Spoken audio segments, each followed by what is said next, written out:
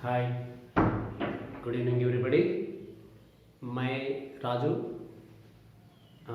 तुम्हारा हिंदी टीचर हूँ, हिंदी अध्यापक हूँ। आज मैं तुम्हें कविता पाठ पढ़कर सुनाऊंगा और समझाऊंगा। ओके, देखते रहिए। तो आज हम एक कविता पाठ पढ़ेंगे। पढ़ने से पहले मैं आपको एक दो चार प्रश्न पूछ लेता हूँ और आप मेरे सामने नहीं है, इसलिए जवाब भी मैं ही दे देता हूँ। तो देखिए, पहला प्रश्न ये है कि हमें कौन जन्म देता है? हमें जन्म कौन देता है? माँ हमें जन्म देता है। कौन देता है? माँ। माँ का मतलब मदर, तेलुगु में अम्मा कहते हैं। माँ हमें जन्म देता है। अगर माँ हमें जन्म नहीं देता या जन्म देने से रोक देता है तो हम इस दुनिया में नहीं आ सकते। आज इस रूप का, हमारा ये रूप का, इस शरीर का जो दाता है वो माँ ही है। अगर माँ नहीं है तो हम भी नहीं हैं। तो यहाँ पर माँ मुझे आने दे, ऐसा कौन बोलता है? उसकी बेटी या बेटा बोलता है, माँ मुझे आने दे। कब आने दे, कहाँ आने दे, क्यों आने दे? आने देने के लिए पूछ रहा है। यहाँ बेटा नहीं पूछ रहा है, बेटी पूछ रही है, लड़की पूछ रही है। और कहाँ से पूछ रही है? माँ के खोक से पूछ रही है। माँ के खोक से आवाज दे रही है, माँ मुझे आने दे। ऐसा क्यों कह रही है, ऐसा क्यों पुकार रही है? मैं इस कविता पढ़ाते पढ़ाते आप लोगों को समझा दूँ। ओके, तो पहले लिखिए, माँ मुझे आने दे। कवयित्री है मृदुल जोशी। एक सामाजिक परिवर्तन के लिए दिया गया कविता है और लड़कियों के प्रति जो भेदभाव है और लड़कियों को जो सबके सब समाज में ज़्यादा से ज़्यादा लोग बोझ समझते हैं, भार समझकर माँ के खोक में ही मार डाल रहे हैं। इसलिए अगर लड़की वो अपने माँ के खोक में से कुछ बोल सकती है, कुछ कह सकती है, तो ऐसा कहती है, माँ मुझे आने दे। इस प्रकार कवयित्री ने लड़की के आवाज़ को, जो माँ के खोक में जो लड़की है उसकी आवाज़ को, उसकी पुकार को कविता बनाकर यहाँ हमें दिया गया है। 10वीं कक्षा के तीसरा पाठ है ये और कवयित्री है मृदुल जोशी जी। देखिए, यहाँ पर एक दो लाइन दिए गए हैं उन्मुखीकरण के लिए। माँ चाहिए, बहन चाहिए, पत्नी चाहिए, फिर बेटे क्यों नहीं चाहिए? सबके लिए तो माँ चाहिए। माँ से हम सब प्यार करते हैं और माँ भी बच्चों को प्यार करती है। हर घर में माँ होती है। पत्नी, जो पत्नी हमारी माँ, हमारे पिता के पत्नी हमारी माँ है। और जब लड़का बड़ा हो जाता है, शादी कर लेता है, शादी के लिए उसे एक पत्नी चाहिए, लड़की चाहिए। वो लड़की पत्नी बनकर घर आ जाती है, तो माँ भी चाहिए, पत्नी भी चाहिए। फिर बेटी क्यों नहीं चाहिए? बहन भी चाहिए। माँ चाहिए, पत्नी चाहिए, बहन चाहिए, लेकिन बेटी क्यों नहीं चाहिए? इसलिए ये बेटी कहती हैं, अनदेखी बिटिया करे पुकार, मत करो ऐसा अत्याचार।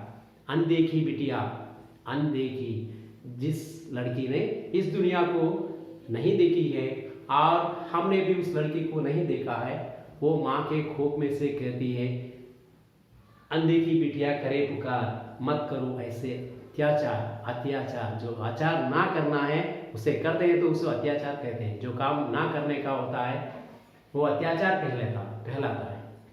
तो ये यहाँ पर अत्याचार ये है कि लड़की को खोप में ही मार डाल रहे हैं।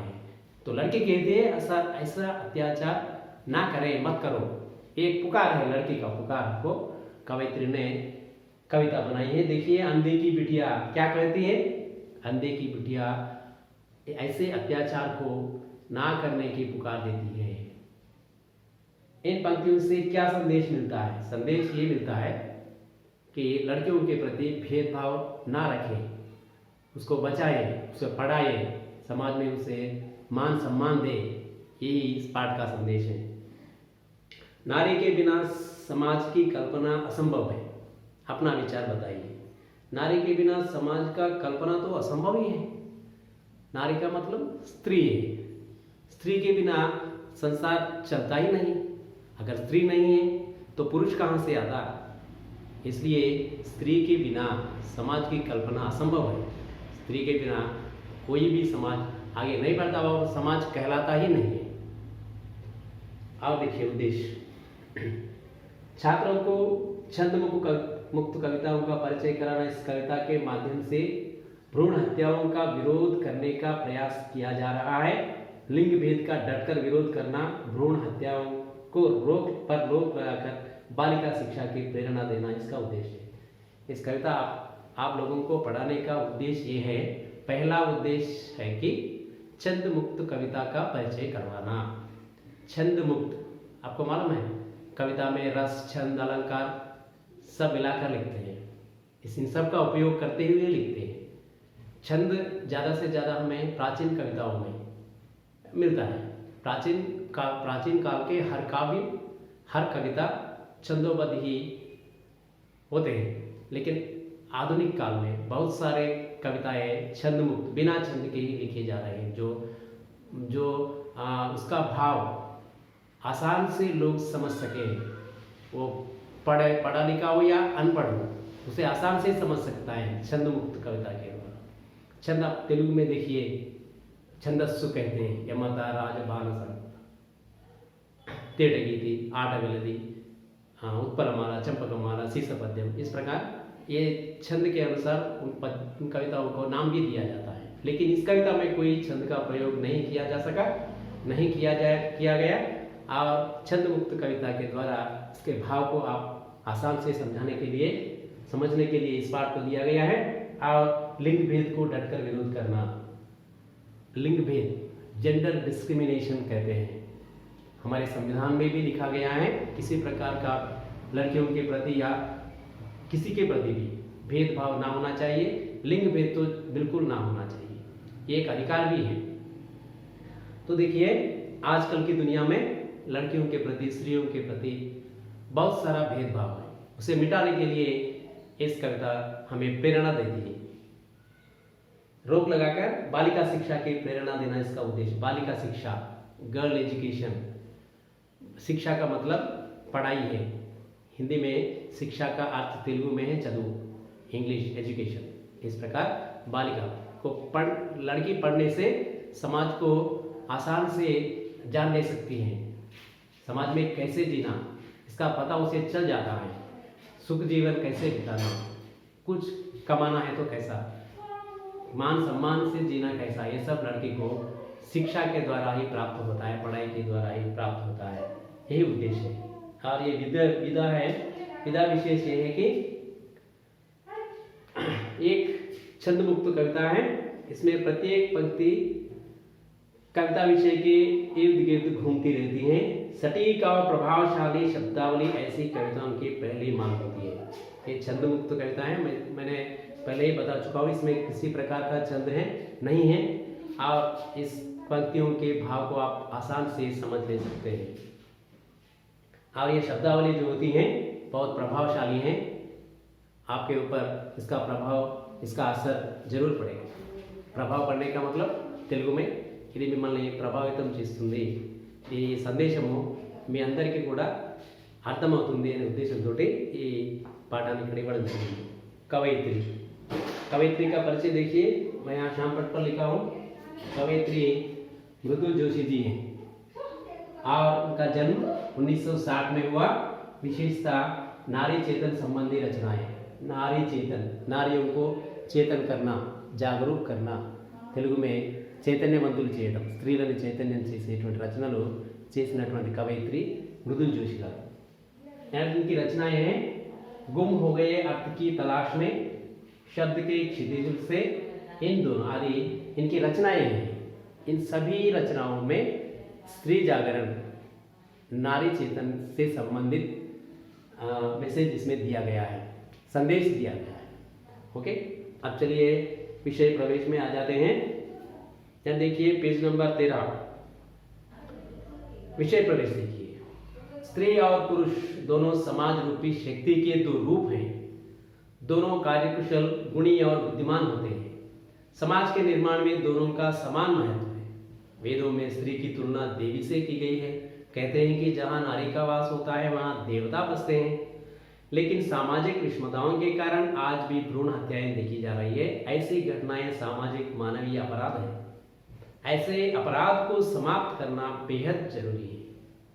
देखो, समाज में स्त्री को भी रहना है, पुरुष को भी रहना है। अब देखिए, हमारे घर में ही देख ले हम, हमारे घर में तो माँ भी है, पिता भी है, दोनों हैं। इन दोनों में से किसी एक का ना होने पर घर ठीक तरह से नहीं चलता। बहुत सारे मुश्किलें सामना करना पड़ता है। మన ఇంట్లో అమ్మ ఉంటుంది, నాన్న ఉంటాడు. ఈ ఇద్దరిలో ఎవరు లేకున్నా కూడా ఇల్లు ముందుకెళ్ళడం అనేది, ఇల్లు అంటే కుటుంబం గడవడం అనేది చాలా కష్టంగా ఉంటుంది. ఏ ఒక్కరు లేకుండా అమ్మ ఒక పని చేస్తుంది, నాన్న ఇంకో పని చేస్తారు. ఇది సమాజానికి రెండు బలమైనటువంటి, శక్తివంతమైనటువంటి రెండు పాత్రలు. అందుకే ఏమంటున్నాడు, సమాజంలో స్త్రీ ఉండాలి, పురుషుడు కూడా ఉండాలి. ఈ ఇద్దరిలో ఎవరు లేకున్నా కూడా చాలా కష్టము. ఆ సమాజం అనేది మనుగడ అనేది, సమాజపు మనుగడ అనేది ఉండదు, చాలా కష్టం అనుకుంటున్నాడు అనమాట. समाज के निर्माण में दोनों का समान महत्व है. సమాజంలో స్త్రీ పురుషులు ఇద్దరికి సమానమైనటువంటి ఏమంటారు బాధ్యతలు ఉండాలి. ఆ సమానమైన బాధ్యతలు ఉన్నప్పుడే సమాజం అనేది ముందుకు నడుస్తుంది. వేదం మే భీ తులనా, స్త్రీకి తులనా దేవి సేకి. వేదాలలో స్త్రీలని దేవతతో పోల్చారనమాట. ఒక శ్లోకంలో చెప్తాడు, ఎత్ర నార్యస్తు పూజ్యంతే రమంతే తత్ర దేవత. ఎక్కడైతే స్త్రీలు గౌరవించబడతారో, పూజింపబడతారో అక్కడ దేవతలు కొలువై ఉంటారు అని చెప్పబడ్డారు. కానీ ఎక్కడైతే ఈరోజు ఎక్కడ స్త్రీ ఉన్నా, ఎక్కడ అమ్మాయి ఉన్నా కూడా ఆమెను రకరకాల హింసలు పెట్టి, రకరకాల చిత్రహింసలకు గురి చేస్తున్నారు. సమాజంలో ఒక రకమైనటువంటి వివక్ష అనేది స్త్రీల పట్ల ఈరోజు మనం ఎక్కడ ప్రతిరోజు టీవీల్లో, వార్తాపత్రికల్లో, ఎన్నో కుటుంబాల్లో, మన పక్కిళ్ళల్లో చూస్తున్నాం. ఇది తప్పు, ఇది ఒక నేరం. దీన్ని రూపుమాపాలనేదే ఈ పద్యం యొక్క సారాంశం, సందేశం. లేకిన్ సామాజిక విషమతాओं के कारण आज भी భ్రూణ హత్య అంటే తల్లి గర్భంలో ఉండగానే శిశువును చంపేయడాన్ని భ్రూణ హత్య అంటారు అనమాట. తల్లి గర్భంలో అమ్మాయి ఉంది అని తెలియగానే ఏం చేస్తున్నారు, అబార్షన్ చేయిస్తున్నారు, అబార్షన్ చేయడం అంటే చంపేయడమే. అది నేరం. ఒక తల్లి కడుపులో ప్రాణం పూసుకున్నటువంటి పిండాన్ని మనం నిర్దాక్షిణ్యంగా చంపేస్తూ ఉన్నారు. మీకు సైన్స్లో చదువుకుంటారు మీరు, ప్రత్యుత్పత్తి వ్యవస్థలో ముందు హార్ట్ తయారవుతుంది, ఆ తర్వాత ఇంకొక అవయవం తయారవుతుంది. 3-4 నెలల్లో ఆ అబ్బాయి అనేది సైంటిఫిక్గా అంటే మనం తెలుసుకునేటువంటి అవకాశం ఈరోజు టెక్నాలజీ మనకు అందించింది. ఆ టెక్నాలజీని మనం దుర్వినియోగం చేస్తూ ఏం చేస్తున్నామయ్యా అంటే అమ్మాయి అని తెలియగానే కడుపులోనే చంపేస్తున్నాం. ఒక జీవిని చంపడం నేరము, పాపము కూడా. అలాంటి అపరాధం చేయకూడదనేదే కవయిత్రి యొక్క సందేశం. ऐसे अपराध को समाप्त बेहद जरूरी है. तो देखिए, यहाँ बेटी माने लड़की माँ के खोक में से अगर कुछ बोल सकती है, कह सकती है तो क्या कहेगी? ఒకవేళ తల్లి గర్భంలో ఉండేటువంటి పాప, అమ్మాయి మాట్లాడగలిగితే, ఆమె మాట్లాడగలిగితే ఏమని చెప్తుంది అమ్మతో కదా? మనం ఇందాక అనుకున్నాం, एक लड़की शादी होकर ससुराल चली जाती है, बहू बनकर चली जाती है. అమ్మాయి కోడలుగా అత్తవారింటికి వెళ్తుంది. और कुछ दिनों के बाद उसे पता चलता है कि वो माँ बनने वाली है. కొన్ని రోజుల తర్వాత తన తల్లిని కాబోతున్నాననే విషయం తెలుస్తుంది. इससे वो बहुत खुश हो जाती है क्योंकि वो माँ बनने जा रही है. చాలా సంతోషిస్తుంది, నేను అమ్మని కాబోతున్నానని. लेकिन जब उसे उसके परिवार को पता चलता है, अगर पता चल गया उसके कोख में लड़की है तो उसके ऊपर बहुत दबाव पड़ जाता है, वो डर जाती है. ఒకవేళ ఆ కొత్తగా వెళ్ళిన కోడలు తన తల్లిని కాబోతున్నాననే విషయం తెలిసిన తర్వాత తన గర్భంలో అమ్మాయి ఉంది అని ఆ ఇంట్లో తెలిస్తే వాళ్ళంతా కూడా దాన్ని పెద్ద భారంగా భావించి, పెద్ద విషాదకరమైనటువంటి సంఘటనగా భావించి ఆమెని ఇబ్బందులకు గురి చేస్తూ ఉంటారు. అందులో ఆమె తప్పేమీ లేదు.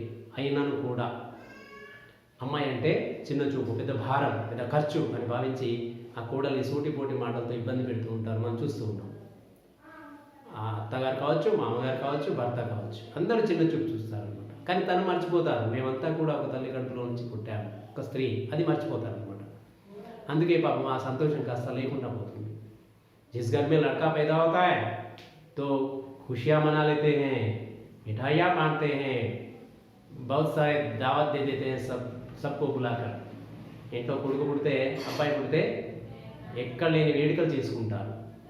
लेकिन ऐसा भी कभी कभी होता है किसी बहुत सारे घरों में, बहुत सारे परिवारों में, उस घर में लड़की पैदा हो गई है तो घर में सन्नाटा छा जाता है. అమ్మాయి అని తెలియగానే ఇంట్లో పెద్ద విషాదం అనుకుంటుందన్నమాట. అదొక వివక్ష, एक भेदभाव. अगर लड़की अपने माँ के कोख से कुछ बोल सकती है, कह सकती है तो क्या कहे, इसी आवाज़ को कवयित्री ने कविता बनाकर यहाँ दिया गया है. ఒకవేళ తల్లి కడుపులో ఉండేటువంటి పాప కనుక మాట్లాడగలిగితే వాళ్ళతో ఏమని చెప్తుంది, వాళ్ళ అమ్మతో ఏం చెప్తుంది, ఇది ఊహ. ఈ ఊహని కవితా రూపంలో కవయిత్రి ఇక్కడ పెట్టింది చూడండి. లड़की कहती है माँ के कोख से, తల్లి గర్భం నుంచి అమ్మాయి తల్లితో చెప్తుందట ఇలా, माँ मुझे आने दे, डर मत आने दे, फैलूंगी तेरे आंगन में हरियाली बनकर, लिपटूंगी तेरे आंचल में खुशबू बनकर, मेरी किलक और टुमकते कदमों में घर का सन्नाटा बिखर जाएगा, जो पसरा है पिता के दम्भ, भाई की उद्दंडता के कारण सदियों से, पोंछ दूंगा अंधेरा जो तेरे माथे के सिलवटों में सिमटा है, कभी कभी छर जाता है ओस की बूंदों सा आंखों की कोरों से, आने तो दे, धुल जाएगा सारा का सारा रुखीला एहसास, अड़कीला मिजाज जो चिपका है घर की सारी दीवारों, बंद दरवाजों, खिड़कियों में, तेरी आंखों में तैरते ये समुंदर, ये आसमान के अक्स मैंने देख लिया है माँ. माँ जा सकती हूँ मैं दूर पार उस झिलमिलाती दुनिया में, ला सकती हूँ वहाँ से चमकीले टुकड़े तेरे सपनों के, समंदर की लहरों के थपेड़ों में ढूंढ सकती हूँ मैं मोती और सीपी और नाविकों के किस्से, कर सकती हूँ माँ मैं सब कुछ जो रोशनी सा चमकीला, रंगों सा चटकीला हो, पर आने तो दे, डर मत माँ मुझे आने दे. ये माँ के कोख में से लड़की की आवाज़ है. तो इसके भाव को हम देखेंगे. ये लड़की क्या क्या कह रही है अपने माँ से, समाज से क्या कह रही है. कहती हैं माँ मुझे आने दे, माँ मुझे आने दे, हे माँ मुझे बाहर आने दे. कहाँ से? माँ के कोख में से बाहर आने दे. डर मत आने दे, तू डरना मत, ऐसा डरना मत कि मैं लड़की हूँ, ऐसा डरना मत, मुझे तो आने तो दे. फैलूंगी तेरे आंगन में हरियाली बनकर, फैलूंगी तेरे आंगन में, आंगन का मतलब तेलुगु में वाकिली कहती है, हरियाली बनकर, हरियाली का मतलब పచ్చదనం. ఏ ఇంట్లో అయితే అమ్మాయి ఉంటుందో, ఏ ఇంట్లోనైతే ఆడపిల్ల ఉంటుందో ఆ ఇంటి వాకిలి చాలా అందంగా ఉంటుందండి. ఏమంటుంది తెలుగులో, నీ వాకిట్లో పచ్చదనాన్ని అయితే అమ్మా నన్ను రానివ్వు. फैलूंगी तेरे आंगन में हरियाली बनकर, लिपटूंगी तेरे आंचल में खुशबू बनकर, लिपटूंगी तेरे आंचल में, आंचल का मतलब पल्लू, కొంగు. అమ్మా నీ చీర కొంగుకి సువాసననైతా, నీ ఇంటి వాకిలికి పచ్చదనాన్నైతా అని చెప్తుంది. लिपटूंगी तेरे आंचल में खुशबू बनकर, मेरी किलक और टुमकते कदमों में घर का सन्नाटा बिखर जाएगा. मेरी किलक और टुमकते कदमों से, मेरी किलक, किलक का मतलब हंसी. जब मासूम छोटे बच्चे हंसते हैं तो देखने में बहुत सुंदर लगते हैं. टुमकते कदम, कदम का मतलब अड़ुगु. टुमकते, टुमकने का मतलब వయ్యారి. చూడండి చిన్నపిల్లలు నడుచుకుంటూ వెళుతూ ఉంటే చాలా అందంగా కనిపిస్తారు. ఆ నడకను మళ్ళీ మళ్ళీ చూడాలనిపిస్తుంది. ఆ నడక, ఆ నవ్వు, ఆ కేరింతలతో ఆ ఇంట్లో ఉండేటువంటి నిశ్శబ్దం పారిపోతుంది. కేరింతలతో సంతోషంతో నిండిపోతుంది. అమ్మాయి అంటుంది, ఏమంటుంది? మేరీ కిలక్ और टुमकते कदमों से घर का सन्नाटा बिखर जाएगा. సన్నాటా అంటే నిశ్శబ్దం. ఇంట్లో నా నడక నా నవ్వుతో ఇంట్లో ఉండేటువంటి నిశ్శబ్దాన్ని పారదోలిస్తారు. जो पसरा है पिता के दम्भ भाई की उद्दंडता के कारण सदियों से, जो पसरा है पिता के दम्भ भाई की उद्दंडता के कारण सदियों से, గత కొన్ని శతాబ్దాలుగా భారతదేశంలో ఇంట్లో ఎవరి ఆధిపత్యం ఉంటుంది అంటే పురుషుడి ఆధిపత్యం మాత్రమే ఉంటుంది. పురుషుడు అంటే ఎవరు? మనం ఇంట్లో ఉంటే మన నాన్నగారు లేకపోతే మన అన్నగారు, వాళ్ళ మాట మాత్రమే నడుస్తూ ఉంటుంది. అమ్మ మాట, చెల్లె మాట, అక్క మాటకి విలువ లేదు. కాబట్టి అలాంటి ఆ దురాచారాన్ని నేను తొలగిస్తా, శతాబ్దాలుగా ఉండేటువంటి దురాచారాన్ని నేను తొలగిస్తా, అమ్మ నన్ను రానివ్వు అని అంటే भाई की उद्दंडता के कारण सदियों से पोंछ दूंगी अंधेरा, पोंछ दूंगी अंधेरा, अंधेरा అంటే చీకటి. అమ్మా पोंछ अंधेरा को पोंछ दे सकती हूँ, पोंछ सकती हूँ, पोंछ देती हूँ, पोंछने का తుడిచివేయడం. చీకటిని తుడిచి అంటే అర్థం ఏంటి? ఇంట్లో అమ్మాయి చీకట్లో దీపం లాంటిది. చీకటి దేనికి ప్రతీక? చీకటి కష్టానికి ప్రతీక. ఆ వెలుగు అభివృద్ధికి, ప్రగతికి ప్రతీక. तो मैं तेरे अंधेरे में, तेरे घर के अंधेरों को पोंछ सकती हूँ, दिया जला सकती हूँ, विकास रूपी दिया को जला सकती हूँ. विकास అంటే అభివృద్ధి. पोंछ दूंगी अंधेरा जो तेरे माथे की सिलवटों में सिमटा है, जो तेरे माथे की सिलवटों में सिमटा है. మాథ అంటే నుదురు ఇది మాథ అంటారు అన్నమాట. ఇక్కడ కొన్ని ముడతలు ఉంటాయి చూసారా, ఇसे सिलवट कहते हैं. सिलवट सब लोग कहते हैं, बहुत सारे लोग ऐसा विश्वास रखते हैं यहाँ जो लिखा हुआ है वही होगा, ఇక్కడ ఏదైతే రాసి పెట్టి ఉంటుందో అదే జరుగుతుంది అని అంటారు అన్నమాట. ఇక్కడ ఏమీ రాసి పెట్టి ఉండదు, ఇక్కడ ఏమీ ఉండదు. మనం చేసిన పనికి ఫలితం మాత్రమే వస్తుంది. మనం పుస్తకం ముందు పెట్టేసి ఇక్కడ ఏది రాసి పెట్టి ఉంటే అది అవుతుంది అని పుస్తకం ముందు పెట్టేసి హాయిగా కూర్చుంటే చదువు వస్తుందా? రాదు. పళ్ళెం ముందు పెట్టుకొని ఇక్కడ ఏది రాసి ఉంటుందే ఆ పళ్ళెంలో అది వస్తుంది అంటే వస్తుందా? మనం కష్టపడి పనిచేసి పొలంలో పంటలు పండించి కదా ఆ ధాన్యాన్ని తీసుకొచ్చి ఇంట్లో పోసి దాన్ని నూర్చి దాన్ని వంట వండి ఆ తర్వాత పళ్ళెంలో పెడితే మాత్రమే వస్తుంది, కానీ ఇక్కడ ఏ రాదు. కానీ చాలామంది అంటారు అనమాట, నా నుదుట ఎన్ని కష్టాలు రాసి ఉన్నాయో, అమ్మా నేను ఎదుట కష్టాలను నేను తీసేస్తా, నేను తొలగిస్తా అంటుంది అమ్మాయి. पोंछ दूंगी अंधेरा जो तेरे माथे के सिलवटों में सिमटा है, कभी कभी झर जाता है ओस की बूंदों सा आंखों की कोरों से, कभी कभी అప్పుడప్పుడు. कभी कभी का मतलब అప్పుడప్పుడు. कभी कभी झर जाता है ओस के बूंदों सा आंखों की कोरों से, ओस के बूंदों सा